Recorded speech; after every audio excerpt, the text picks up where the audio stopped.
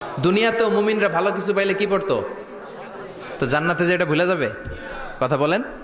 জান্নাতে যেও মুমিনদের মুখ নিঃসৃত সর্বপ্রথম যে শব্দটা, সেটা কি? আওয়াজ করে বলেন, সেই শব্দটা কি? আলহামদুলিল্লাহ।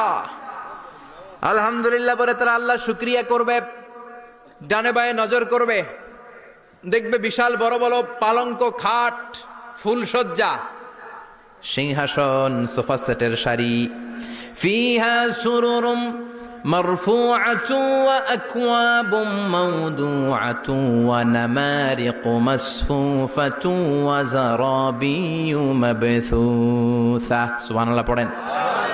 বিশাল বড় বড় সিংহাসন, বিশাল বিশাল সোফা সেটের সারি, বিশাল বড় বড় কার্পেট, বালিশের সারি, পানপাত্রগুলো সাজানো আছে। জান্নাতীরা সব একসাথে যে যার মতো বিভিন্ন জায়গায় বসে যাবে। সুবহানাল্লাহ পড়েন।